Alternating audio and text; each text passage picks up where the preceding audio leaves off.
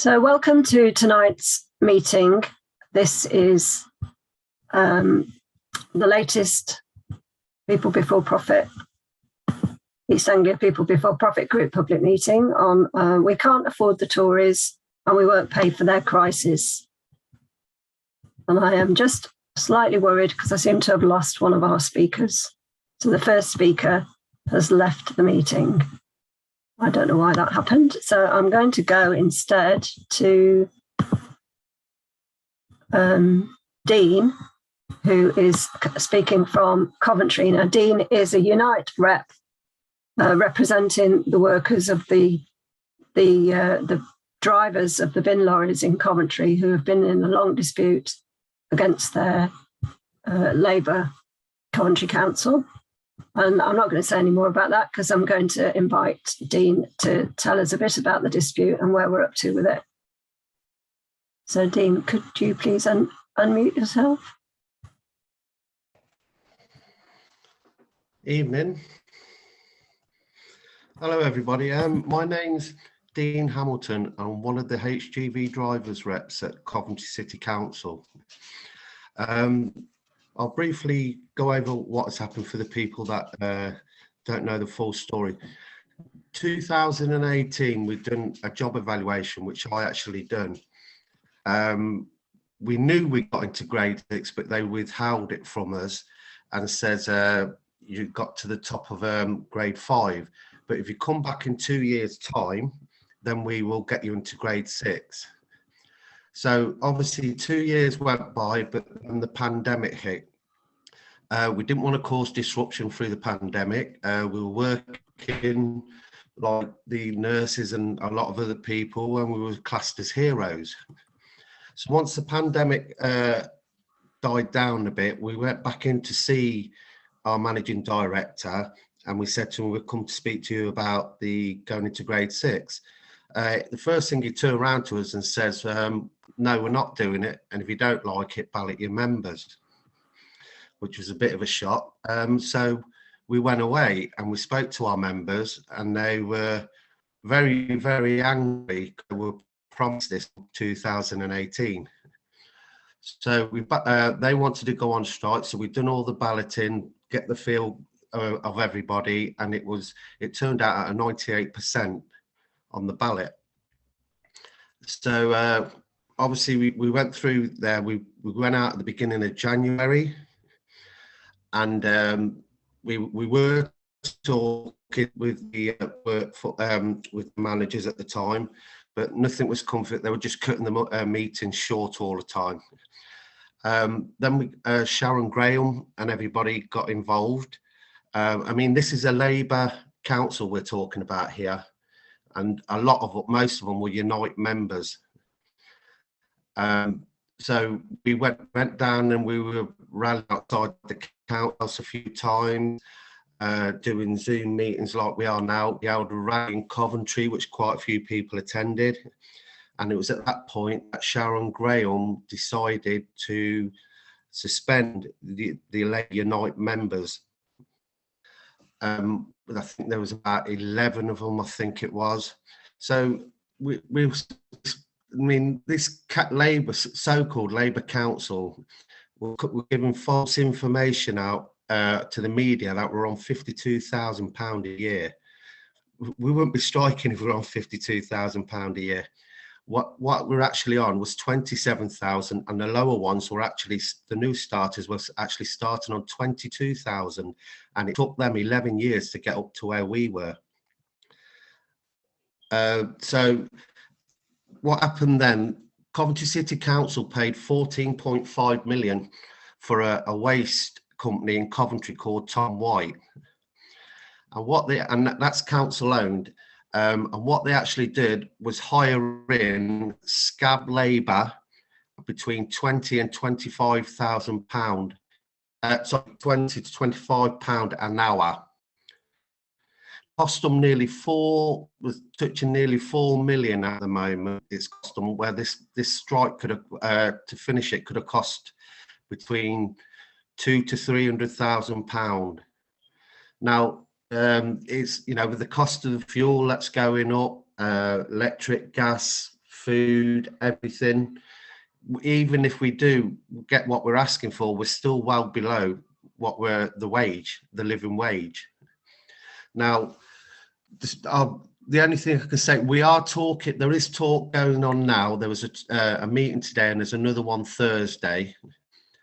But what we're trying to get our heads still around here, that this is actually a Labour council, that Labour was built for the workers, around the workers, and they're actually acting like Tories. I mean, sometimes we wish it was the Tories that we were fighting, because at least we know who we're actually fighting then. But I mean, these Labour councillors down here are not for the workers. They're just career movers, from what we can see. So if I go on to what it's like being on strike, this is our 21st week coming up now. We're still strong, very, very strong, and there's 68 of us actually. But what I will say is, when you go on strike, it's not us it just affects, it's our partners, our families, and everything. So what we try to do is involve the family in days out and everything, so they get to meet other partners, because it is lonely for them at home as well, worrying about where the next pay, make sure the bills are going to be paid, and there's rumours they were going to give us 90 days notice. So we do all things like that as well. And what I will say to anybody out there who's ready to go on strike and that, never feel ashamed to stand on a picket line. It's a struggle, but be proud of that struggle, and you will. If you keep on going to the end, you will win. And if you stay out all through the winter, we will do, because we're not giving in. So there's talks going at the moment. So we will know more on Thursday. That they said they're going to hopefully come back with some, but until it's actually on the table, we won't believe this Labour council. I mean, I've voted Labour all my life, and like a lot of the people on the line, but never again, not after this. And Keir Starmer showed his true colours when he come on and he mentioned Coventry, and he laughed. That was it for me. We're just a little city outside London for him. But so yeah, so that's where we are at the moment. We'll know more again on Thursday, and then hopefully we'll get back to work. We want to get back to work, but we'll only go back if it's a decent wage that we're entitled to, that we were promised from 2018. Thank you. Thank you very much, Dean. I think you made it very clear how nobody goes on strike, without it being there being a real problem, and it's not something that people really want to do, but every now and again people are just forced into taking action. And I hope that you're still receiving lots of solidarity funding from union branches, etc. If you could post, I'm going to put you on mute now. And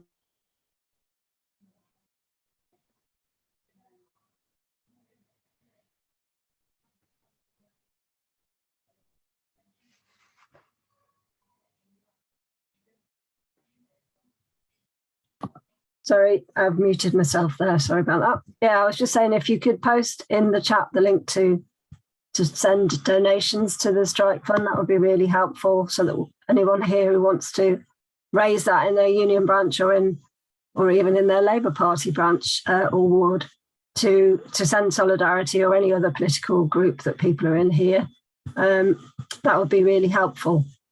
So I'm now going to go to our next speaker, who is Mike Smith-Clare, who is a Labour Party county councillor on a Tory-controlled Norfolk County Council. Sorry, Malcolm, I've highlighted the wrong person there. I'll just remove you. I'm not doing a very good job here, am I? Where's Mike gone? Here we go.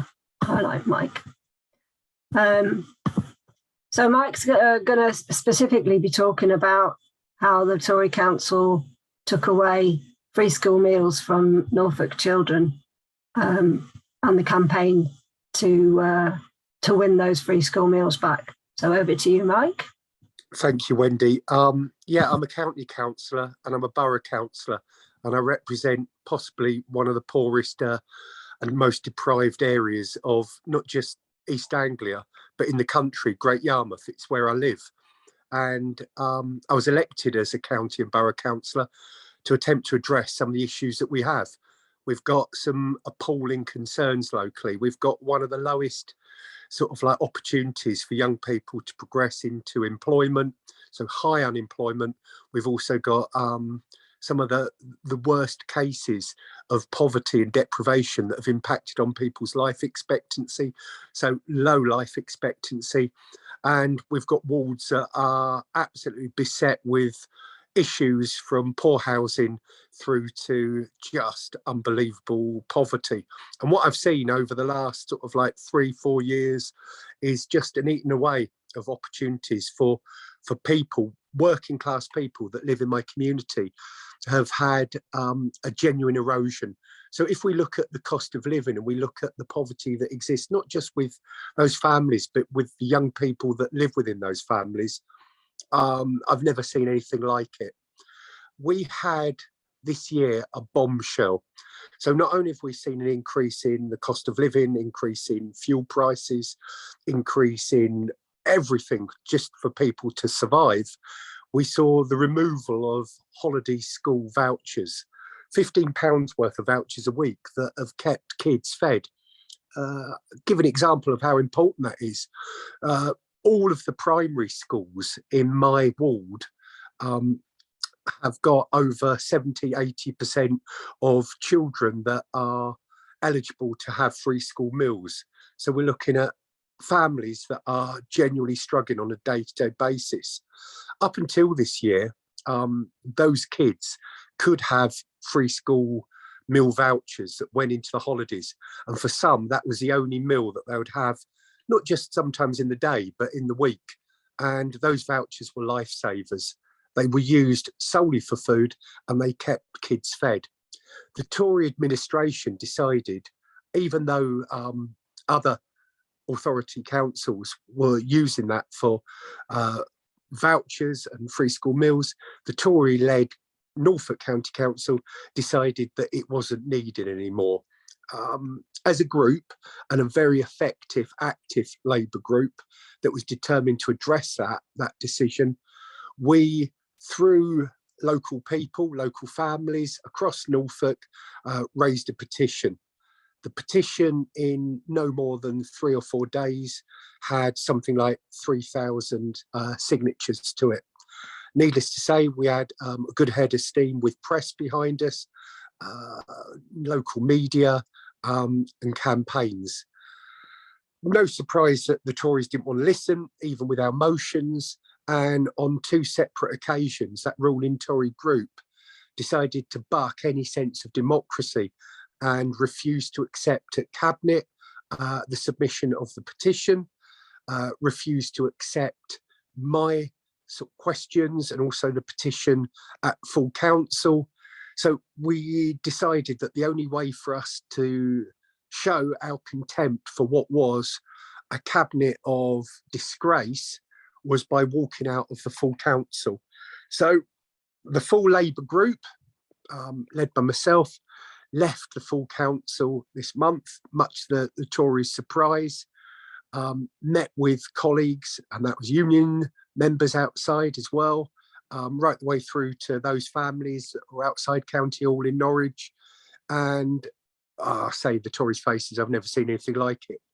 We also had complete support from other opposition groups at County Hall. The Liberal Democrats, the Greens and Independents joined us. The contempt that was met afterwards by that ruling Tory group, just unbelievable. It was met with a sense that we'd done that as just a show. It was no more than something for the media. It was a circus. But we could take that, because what we did do was, using our allowances, we spent the afternoon, rather than sitting in a chamber listening to more Tory spin, we went to local food banks across Norfolk and made sure that those kids that needed the food actually had something. And we've now got, and it was something that was set up during the pandemic, Food Out Friday, which will continue to help those children during forthcoming holidays where hunger is going to be absolutely palpable. And I guarantee that the only way that we're going to make change is by, one, voting this lot out. Secondly, standing up to what is completely unacceptable, because if we're looking at the 21st century and we're looking at children not just going hungry, but not having any food, not from one day, but across the week, it's a disgrace. And possibly some of the most telling stories that I heard during this campaign and the continuing campaign has come from the kids, the families themselves. But the one that was sticking in my mind more than anything is from a head teacher, good friend, that turned around and said that he'd seen a girl of 8 going into the playground every day and looking around on the floor. And when he asked her what she was doing, she said she was looking for coins that hopefully had been dropped that she could take back to her mummy, for her mummy to buy some food because they're hungry. Now, if that's an indication of normal Britain now, we've got to do everything that we can to fight to kick this lot out and make something better. And I tell you what, I'm not going to stop, because it sickens me to the core. And yeah, it's these platforms that together, collectively, we can do something to make that change and make sure that no 8-year-old or 5-year-old or 12-year-old goes hungry, and no family is fighting to keep heat, to keep food on a table, and to keep a roof over their head. So thank you for the opportunity tonight. And again, if there are any questions, I'm more than happy to answer them. And if you do want to contact me and find out about what the campaign is or anything else, please join us, because it's only together that we can make this change happen. Thank you, Wendy. Thank you very much, Mike.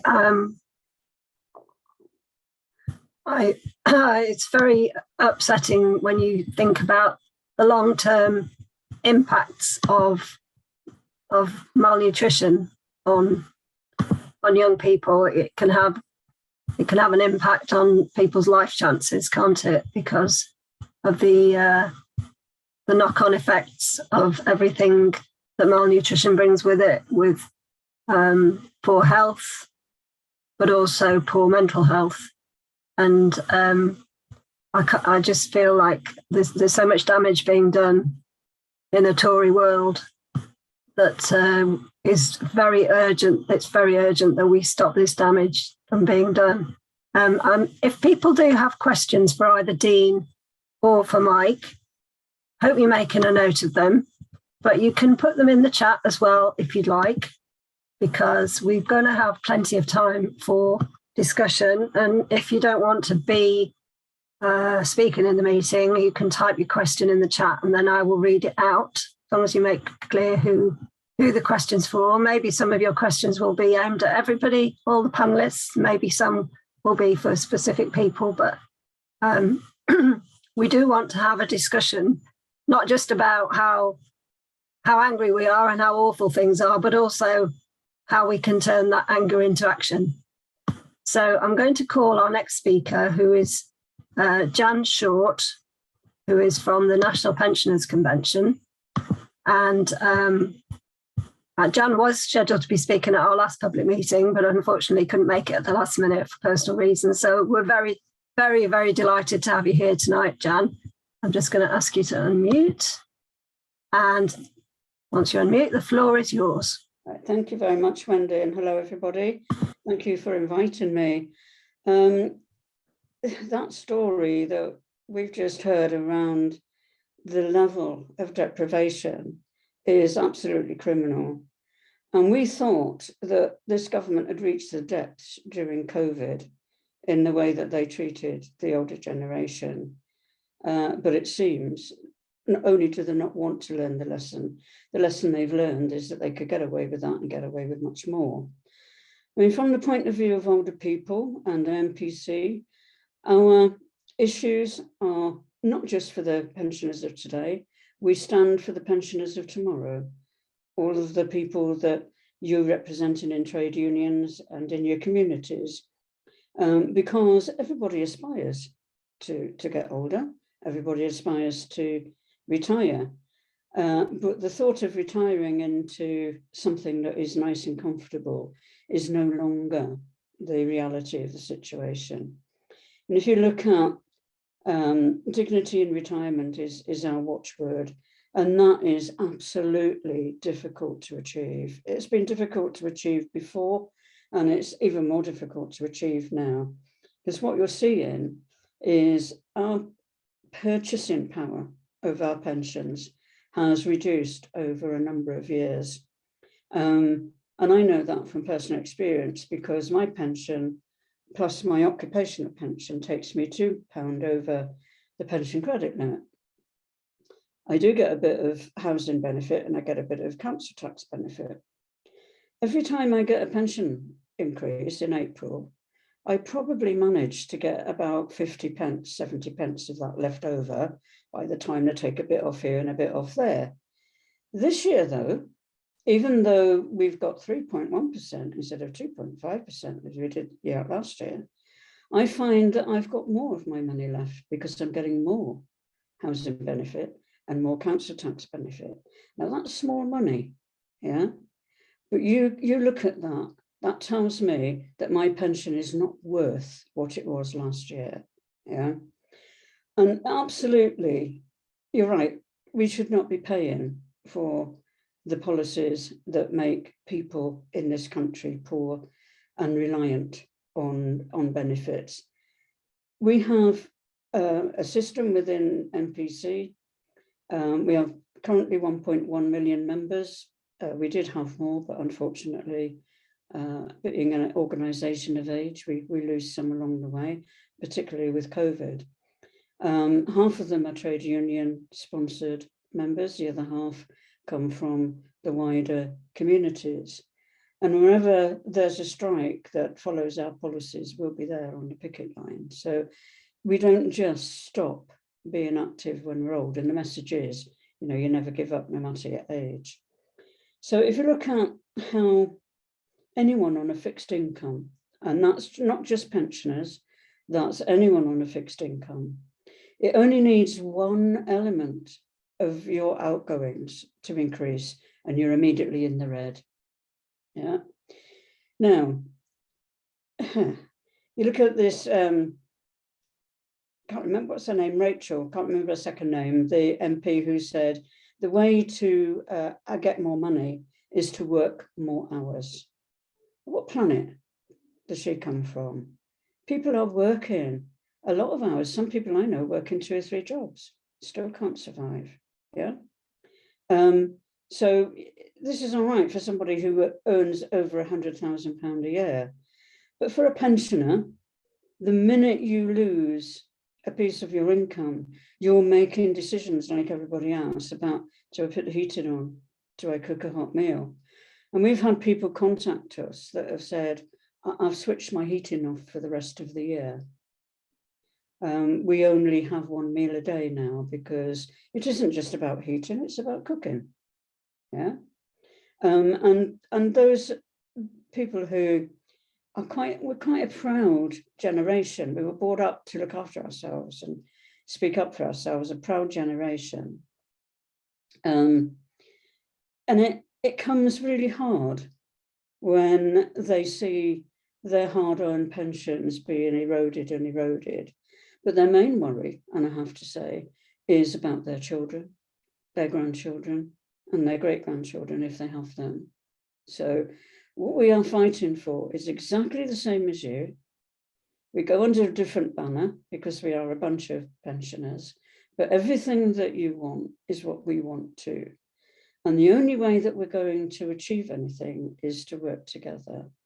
We'll be at the demonstration on the 18th of June. In fact, I'm on the platform speaking, and that is to encourage young people to look at their pensions, but also to encourage and remember that their trade unions should be looking after them as well.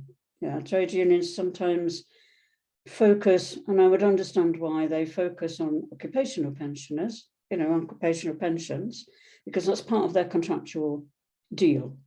The state pension, they tend to think, well, will look after itself. No, it doesn't. We have to fight for what we've got, and we'll continue to fight. And we have a policy on a universal state pension that will come out at 70% of the national living wage outside of London. And if we were to be getting that pension today, it would be worth £245 a week. Now, just about the triple lock is an accumulative, right? So when we lost the triple lock through Maggie Thatcher in the 1980s, we've got 40 years to catch up with that. But every time you lose something, that accumulates and impacts on people that come after you. So young people now will have to save twice as much to make sure that they're not in pensioner poverty when they retire because of the suspension of the triple lock now, and the 3.1%. We've argued that with everything, we have argued that the triple lock be put back in place, that the real rate of inflation is given to universal benefits, and a real rate of inflation increase on wages. Yeah.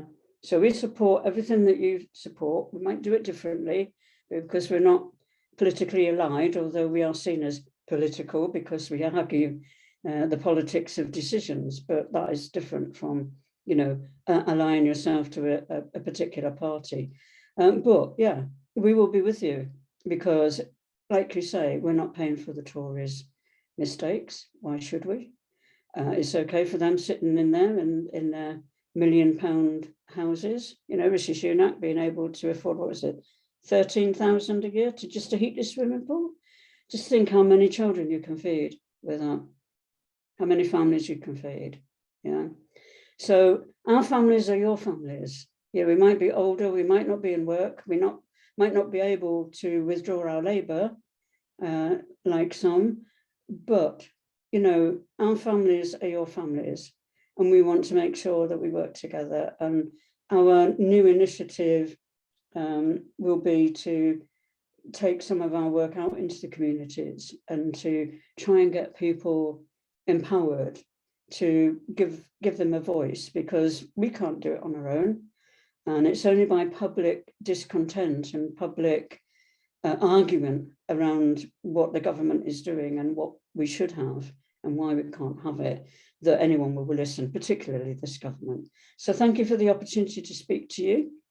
I haven't given much detail of MPC, but if you want to know it, just put in a chat and I'll be happy to answer all your questions. So thank you very much. Thank you very much, Jan. Solidarity, I think, that's a trade union word, but we don't just mean solidarity with each other. We mean solidarity with all the oppressed groups and all the people who need to fight back and need a better deal from this society. So we do have two more speakers on their way to the meeting. Unfortunately, Neve Sweeney is delayed on a train, and Paula Peters will be joining us in about 20 minutes. So I think now is a good time to start having the discussion. I'll just pause the record. Brilliant, thank you, and apologies if I end up repeating anything that's been said before me. I left the office, which is about 5 minutes walk from King's Cross, at 5 to 2 to get the 15 minutes past 2 train, and I've just walked in the door. The old adage of it will be better when it's privatised even got a laugh as we pulled into Cambridge Station this evening. We are most undoubtedly first of all, I'm Niamh Sweeney. I'm the elected Deputy General Secretary of the National Education Union. Up until January, I was a full-time teacher in Cambridge. I noticed if we have a Norfolk County Council colleague on the call still, I would put out a plea. Norfolk County Council was one of the only county councils in the eastern region not to continue funding free school meals during the holidays. We have a government that is currently ignoring child poverty, and we must, as local council organisations, plead that you extend that. I know you're under financial constraints too, but we currently have 2 million households living in poverty, and children of working parents who earn less than £7,500 not eligible for free school meals. The National Education Union is calling for universal free school meals for primary school children. But I noticed today a newspaper article highlighting concern about the delivery and provision of free school meals to children as cost of ingredients and food goes up.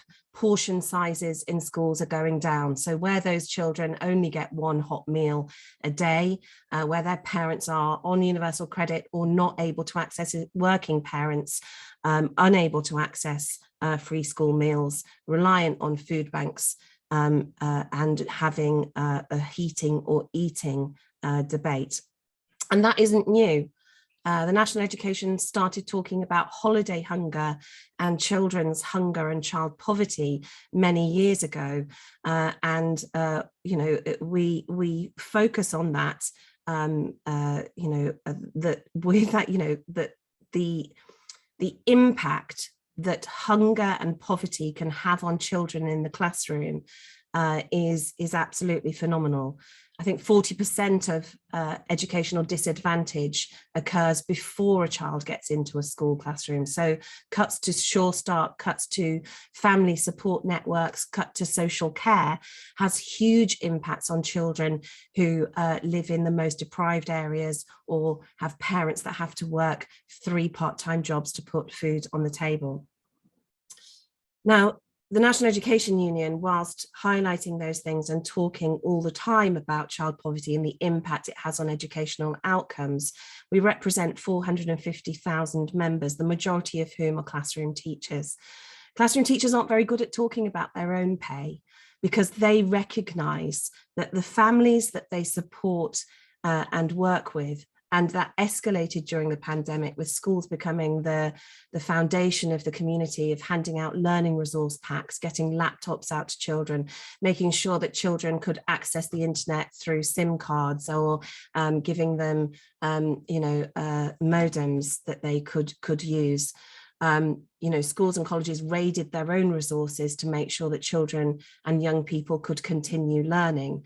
But it wasn't just about laptops, it was also about children and families not having access to paper and pens to be able to draw, to be able to, you know, use resources at home.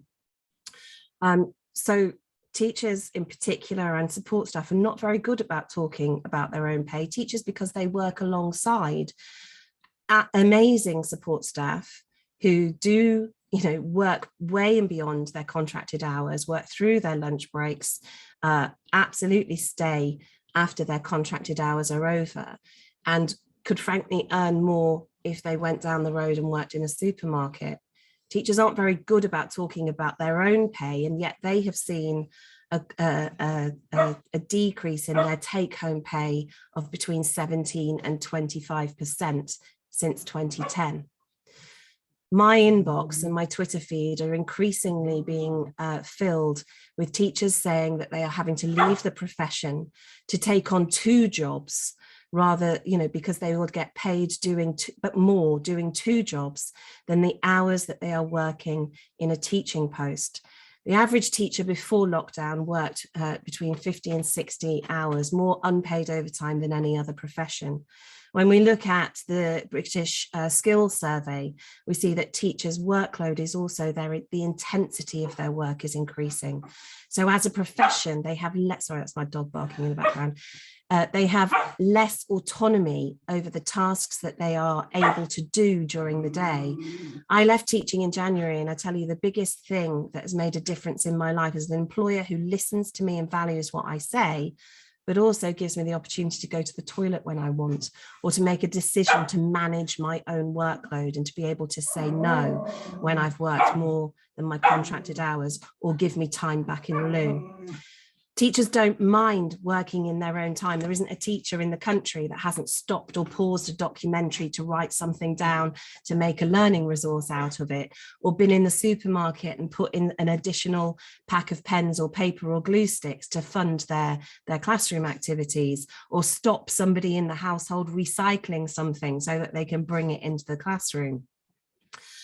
They don't mind doing that in their own time. What they do mind is having to fill in 3 sets of data to make sure that they're then inspection ready for an inspection at Ofsted that can come in and end a school's reputation and end a head teacher's career within a 40-minute inspection. The teaching is not in a good place at the moment. We have a teacher recruitment and retention crisis. We're not getting enough graduates into the profession when they see what the entry pay is and the hours worked compared to other graduate professions. That also means that those left in the profession, so the average experience of a teacher is 10 years. It means that when you've got new teachers coming into the profession, there aren't experienced teachers there to hold their hand and to show them what tasks they can let fall by the wayside or need to do. Sorry. I'll let my partner get it.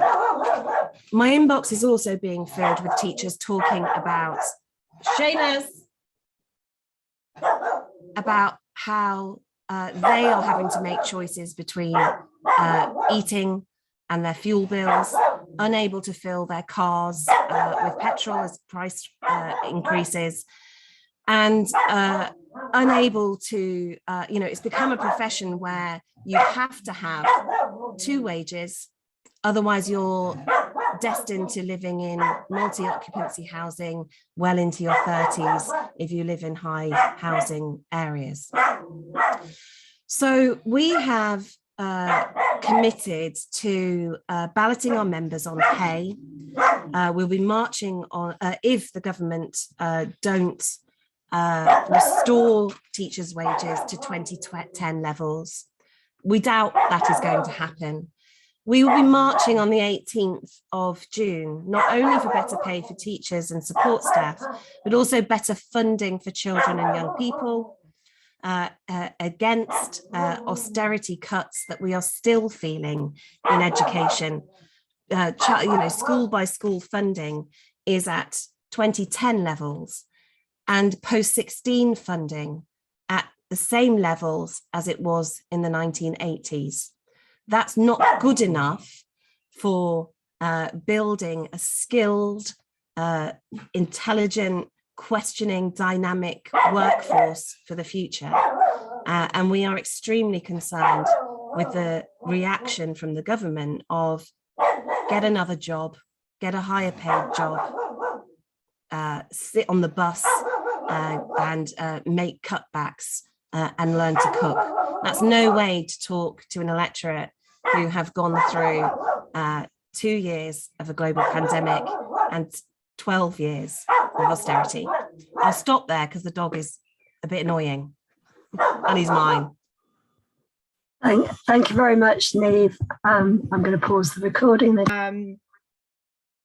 For my only being able to join the meeting now, and I think we shouldn't be ashamed to speak of mental distress. I actually had a 50-minute therapy appointment before I joined you this afternoon.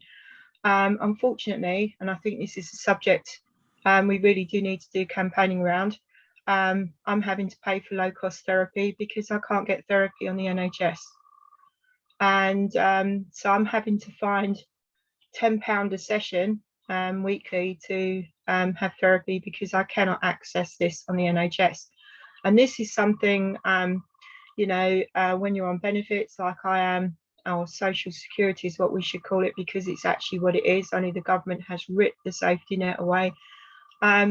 You know, with cost of living spiraling, you know, food prices, energy prices and everything, sometimes it's what can I go without so that I get the support I need, really. And, you know, we're finding, you know, if you're diabetic, you know, you've got to pay for dietary. If your sugar level's below 8 or anything, you've got to go to Age UK to pay to have your feet checked and everything, which is over £25. If you need your ear syringe in, it's £25 an ear. Some GP surgeries are bringing in charging for blood tests and everything now. So, and this is something that people have got to factor in. And obviously getting hold of a GP appointment is practically non-existent for me, having to use eConsult. And we've got 14 million disabled people in the UK, and a fifth of that number have no access to a computer and do not know how to use one. And also many low-income workers can't afford broadband and having to use the library computers to access services.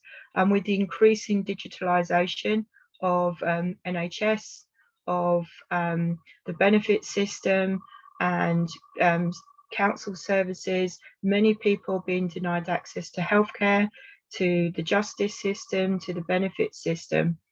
I'm sure. So a little bit about me. So I'm Paula Peters and I'm on the National Steering Group of Disabled People Against Cuts.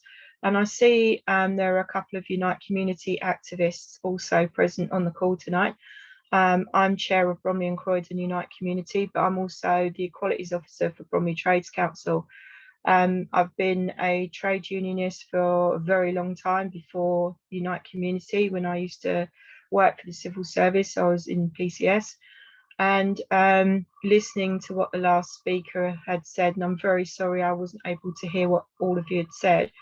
You know, I was thinking about just a minute ago, you know, it's been 10 years since the TUC last had a demonstration in London. 10 years. What's the TUC been doing in 10 years, really? You know, I was at that march in 2012 when we, you know, marched from somewhere. We went to Hyde Park, actually. Well, DPAC had an action. We actually shut Marble Arch roundabout down and we had a direct action to highlight, you know, welfare reform and everything like that. And, you know, DPAC have been looking at recently the police crime bill and the anti-protest bill. And, you know, how long is it going to be before, you know, we're arrested and thrown in prison for just exercising our right to criticise this government? How long is it going to be before we exercise this right to criticise the government on social media, or we call out a protest on social media and it's shut down? And the only thing I will say to all of you is this: do not ever, ever, ever let this government stop your right to get your voice heard. You know, never, ever let the police stop you from saying what you need to say and being out there in the streets as visible as possible, fighting back, because you're going to need to in the weeks, the months, what's coming next. And we need to look at what was said in the Queen's speech with the heinous British Bill of Rights, which is replacing the Human Rights Act. Basically, they're ripping up all the fundamental human rights. And the British Bill of Rights, which was a Cameron idea back in 2015, that was in his manifesto then, you know, he basically wants to give us very few rights, if none at all. We are entering a fascist dictator. Let's be very clear on this point right now. And for disabled people, the last 12 years have been catastrophic, basically. DPAC were instrumental in contacting the United Nations Conventions of the Rights of Disabled People. Back in 2014 is when we started gathering evidence to present to the UN. It took 3 years of gathering evidence, of meeting with them behind closed doors, the government refusing to allow officials to come into the country to speak to us, doing things by video links and everything, for them to finally agree to launch an investigation into what the UK was going through by the UK government. And let it be clear, the UK government are the first state in the world to be formally investigated under the UN Conventions of the Rights of People with Disabilities, the first state to be found guilty of grave and systemic human rights violations towards disabled people, the first state to say that the cuts that disabled people have endured have had a catastrophic impact on disabled people's lives. But when we talk to the media about the cost of living crisis we're going through, for disabled people, this is nothing new. We've had 12 years of austerity to endure, rising year-on-year costs, and let's be clear on this point, year-on-year poverty is rising. And if you go back to 2018 and the fuel poverty, the 2018 was the highest fuel poverty deaths recorded. 2018, before what we're seeing now with the extortionate and horrendous energy prices. And I'm sure, like me, all of you are quite alarmed by what Ofgem have announced in the past 24 hours, you know, quarterly review of our energy bills. This is going to have a catastrophic impact, you know, in the next 7 or 8 months and everything like that. For Martin Lewis to swear to the CEO of Ofgem says an awful lot, really. It's just for energy companies to make loads of money, stop us getting the cheap deals to help us survive.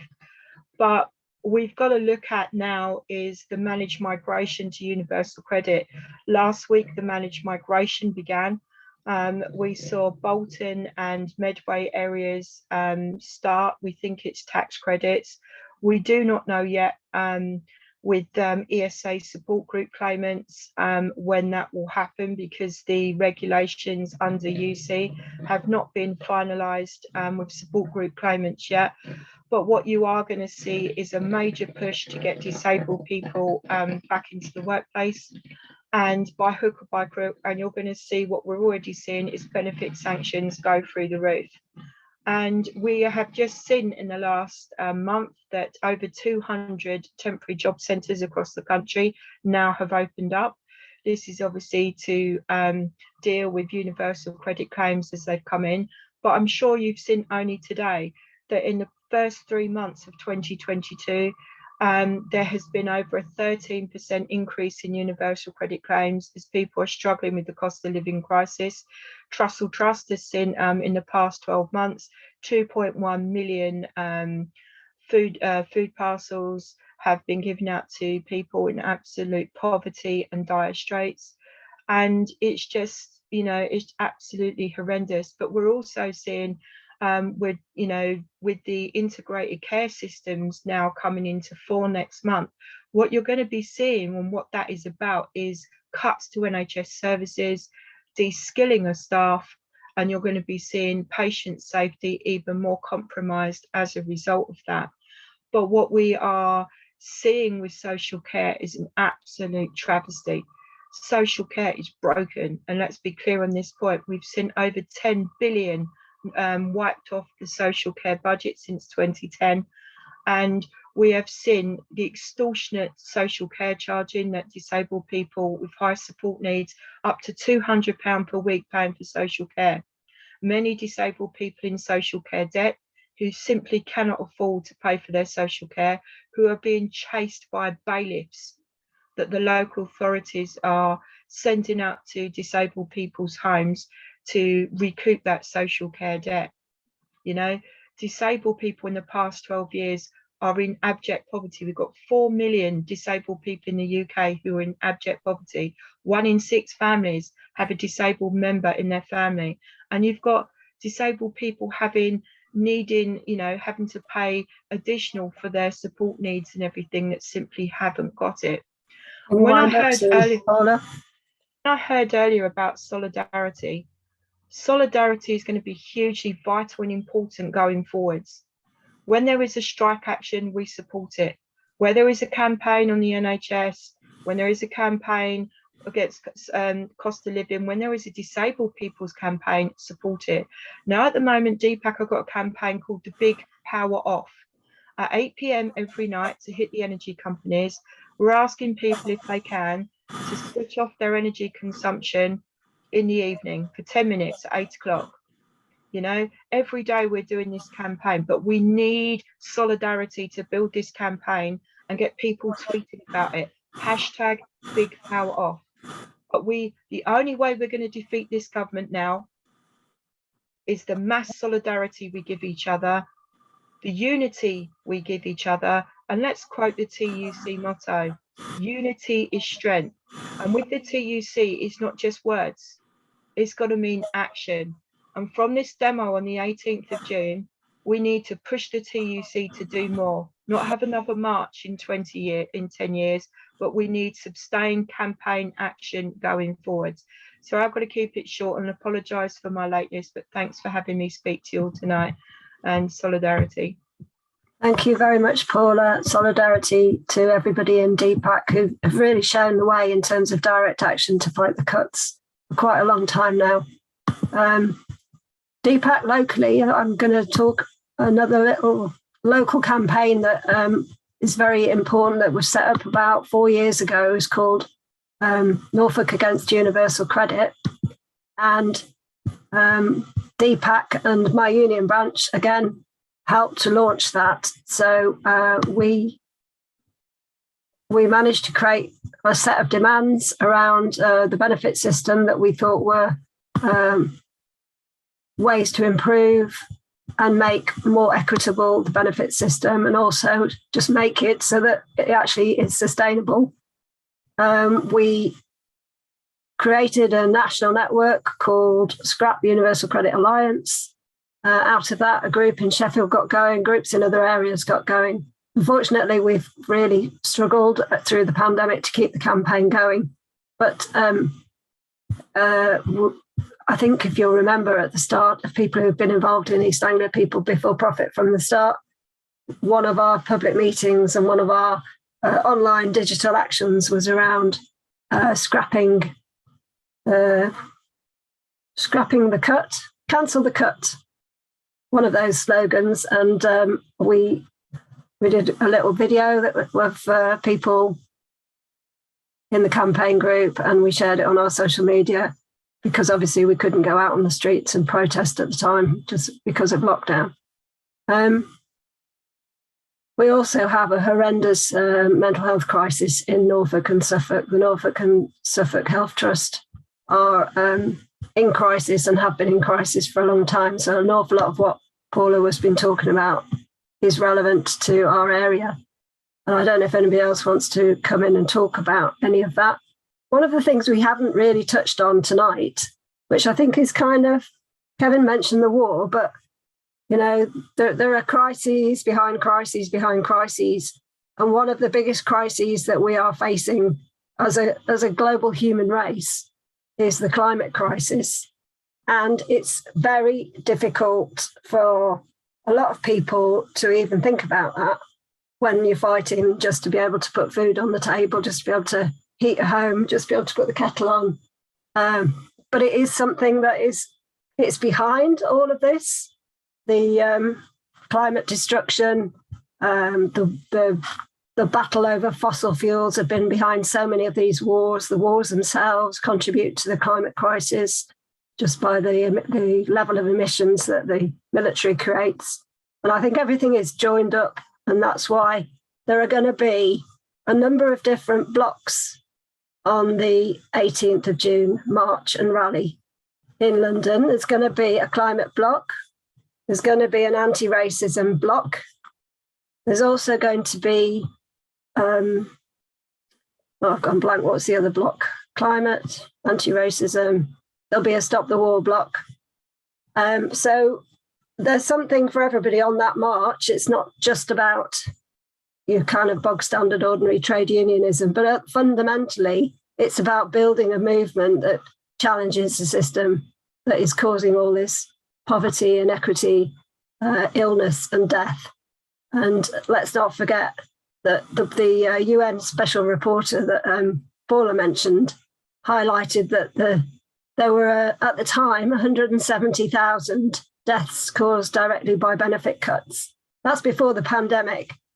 And the way our government mishandled the pandemic, we saw that many, if not more, deaths that probably were avoidable.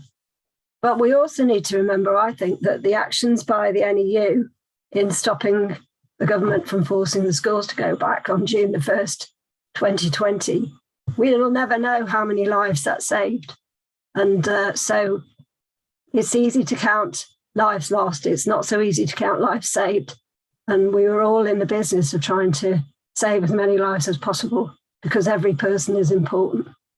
And that's why we've called our campaign group People Before Profit. I don't think anything else says it clearer than that. Does anybody want to speak? Or shall I just invite our speakers to do a closing comments kind of bit? I notice that people are posting stuff in the chat. I have got something to post in the chat about transport. So transport to the London demos are being organised from Kings Lynn and from Norwich. They're already booked and ready to go. Okay, I'm going to ask Dean to go first in the closing comments from our speakers.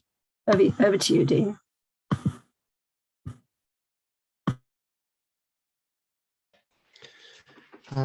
Thank you. Yeah, I just want to say a big thank you for asking me to come on and speak tonight. And bring on June the 18th. We're all looking forward to that. And thank you for all support from everybody and around the country and everybody that has supported us, and solidarity to you all.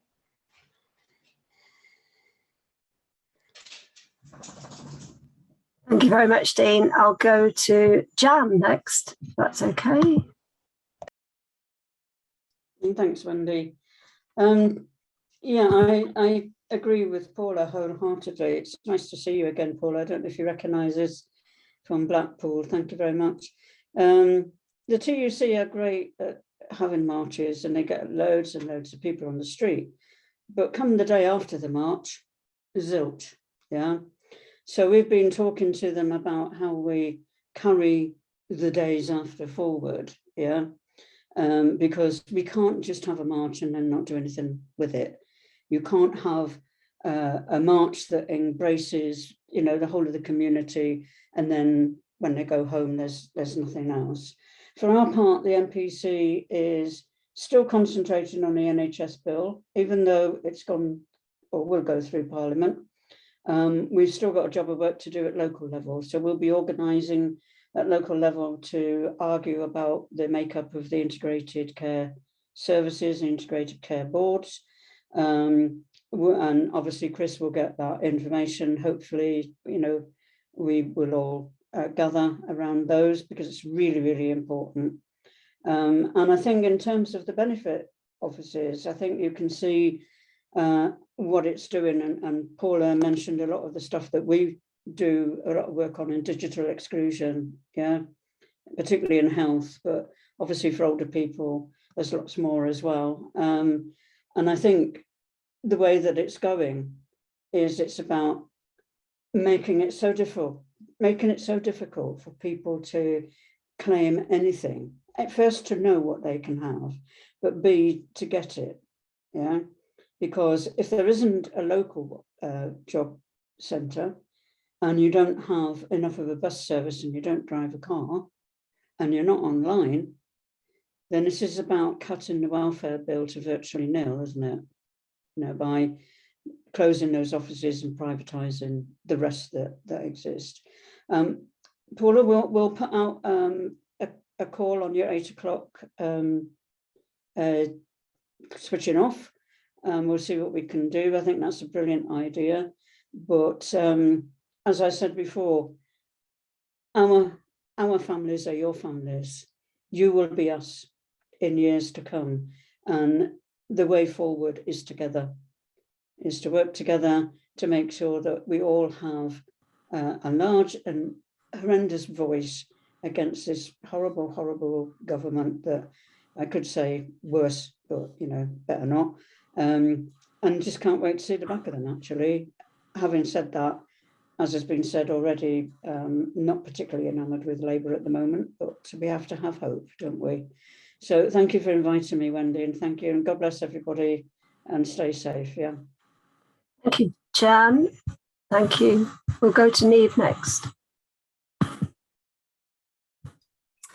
Thank you. I always get a bit emotional. I am a crier, I have to warn you, but there's such power in this meeting. It's really amazing. Paula, your testimony and your call for action is absolutely fantastic, and I agreed with everything you said. So I'm really pleased that I got to hear you. Jan, I've got a huge alliance with the National Pensioners Convention, and I think that is really important in our movement. My mum was a member of the NPC, and there was a lobby of Parliament a long time ago. I know it was a long time ago because of where I worked at the time. And I took my 16 to 17-year-old health and social care students along to your lobby. And I've got great photos of them standing on Parliament Square with members of ASLEF and the RMT and legacy unions of the NEU at the time, and they made national news, and it was about building alliances between generations and building alliances where, you know, wherever you can, because we've got to organise against this government. We've got to organise. So I started a new job in January. I worked for a trade union. I joined a new union on my first day in the job. But nobody, not one rep in that organisation came to me and said, have you joined a union? So I plead with you all, if you're in a union, ask your colleagues if they are in one too, and if they're not, ask them to join. That's what gets people in the movement. Don't assume that they are in one. Don't assume that your younger generation understand what the trade union movement is about. Offer to tell them about the difference between trade union membership and being active in a trade union. Get them to be a rep. We know that in workplaces where there are active reps, people are more likely to organise and more likely to win disputes without having to take action, but they're also more likely to vote for action in a workplace where there is a rep. And build alliances between your trade union and your community. So I loved the idea. I'm really grateful for those of you that were on the picket line in Norwich, because independent school members were really fearful that they weren't taking that action, that they wouldn't get support from parents or they wouldn't get support from their local community, because it's really hard as a teacher to take strike action, particularly after the last 2 years we've had, because they know if they're not in the classroom, then the right-wing media will say that they don't care about our children's future. And of course, the reason they're taking strike action is because they do care about all of our children's future. So organise. That's what I would say. Organise. Let's fight back. Thank you. Thank you, Neve. And our final speaker is Paula. And I notice Anthony's got his hand up, so we'll go to Anthony to have the final word after Paula. Sorry, I've got to unmute you. Yes. Thanks, Wendy. Appreciate that. I think what's so important is, you know, for managed migration, trade union and workplace reps are going to have members very worried, coming to them and say, look, I've got this managed migration letter. What do I do with it? What's so important is knowing what the rights are and how to complete the managed migration process.